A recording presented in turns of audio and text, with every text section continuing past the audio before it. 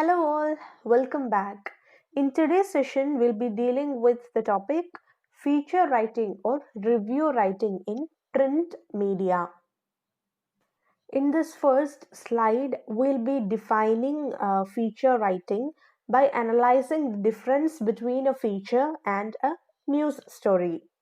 So the first point, a feature story is different from a news story in one respect, that is, its intent. So, the purpose or the aim of a feature is different from that of a news story. The next point, a news story provides information about an event, idea, or situation. The feature does something more. It may also interpret news and add depth to a story with an intention to instruct or entertain the readers. We know that while writing a news story, the journalists are supposed to be neutral in their writing. But the feature, it adds something more. It interprets the news and add in-depth coverage of a story, and it is with an intention to instruct or entertain the readers. Next one. A news feature explores a story. It has the freedom to be less time sensitive than news stories. We know that one of the features of a news story is its timeliness, like its relevance. But a feature story, it is beyond its grasp. It has the freedom to be less time sensitive than news stories. So that is also another difference between a feature and a news story. Next point. A feature is longer than an ordinary news story.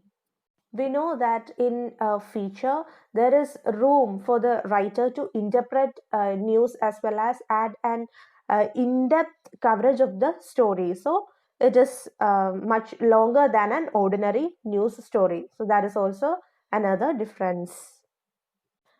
As we have already discussed, a feature takes an in-depth look at what happens behind the scenes. It tries to explain how and why a particular trend developed. So a feature, it tries to explain or cover all aspects of the story. So how and why a particular trend is developed, that is also explained through a feature. A feature may be written based on the profile of a person or a group. A feature adopts a particular angle and explores a story from that angle. So, a writer frames a feature by projecting a particular angle or a particular side of an event, and the story is explored from that particular angle. The first step to write a feature is research. The writer must gather information from a variety of sources. The writer interviews the people involved and attempts to draw conclusions from the information obtained. The writer must be careful to present a balanced view of the issue, and to ensure this, opinions of people who have opposing views on the topic should be recorded. So, in order to write a feature, the writer must gather every information that can be possibly collected, and he should do his homework, he should research, and the writer should interview the people that are involved in the event or the story, and should draw conclusions from the information that are obtained from the interview. And different sides of the same issue should be explained as so as to keep the balance of the news story. The opinions of people who have opposing views on the topic should be recorded. Next topic, what is the structure of a feature?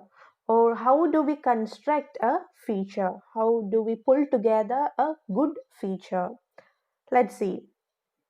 The headline should be as catchy as possible because your reader will read this first, then decide whether or not to read the story. So the headline, as usual, should be catchy because it is through the headline that the people decide or choose whether to read or reject the news. So reject the story. So the headline should be attractive as possible. The introduction is the most important part. It is your introduction that has to entice your reader. Use drama, emotion, quotations, questions, and descriptions to make your introduction attractive. So appeal your readers with a good introduction. Make it enticing, make it interesting. The next point. The body of the article needs to answer all the questions raised in the introduction. Next one. Try and maintain an atmosphere throughout the writing. So keep a balance in your writing and create an atmosphere, make it interesting to the reading public.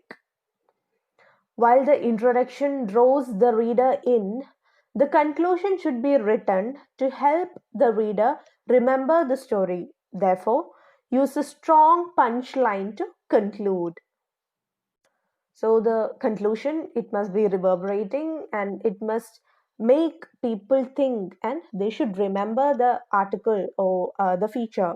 So the conclusion, it should also be interesting, and to do that you can use a strong punchline to conclude.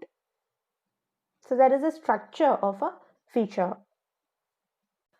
Now let's have a look at book reviews.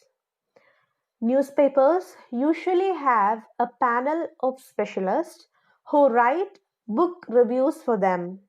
So the newspapers have a special column as well as a special panel of writers who write book reviews. The reviewer must have in-depth knowledge of the subject and should be able to assess the book in terms of its impact on the reader. So the writer must be well acquainted with the book in order to write its review, and he should be able to analyze the book in terms of its impact on the reader. The next point.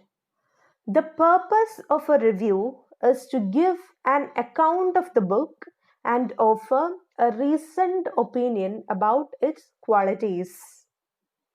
So the aim of the review, it is to give an idea, to give an account of the book, and also to speak about its qualities.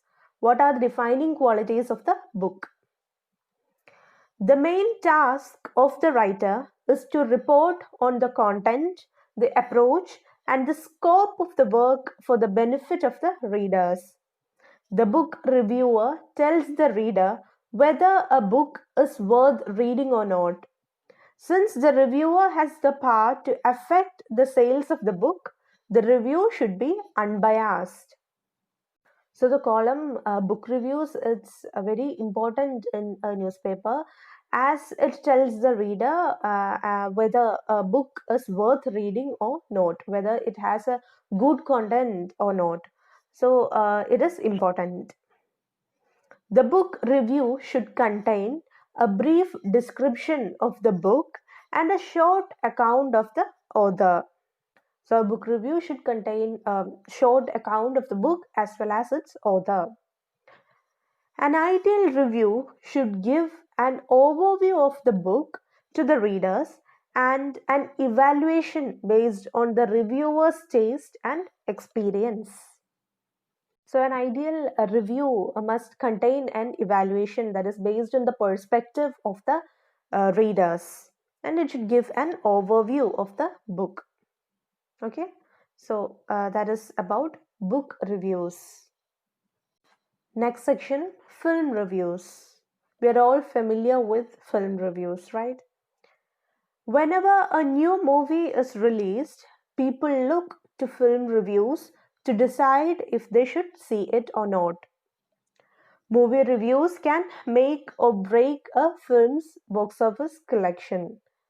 So, as the viewers or the audience look at the film reviews for an easy pick of the movie that they should watch, the film reviews they do have the potential to make or break a film's box office collection.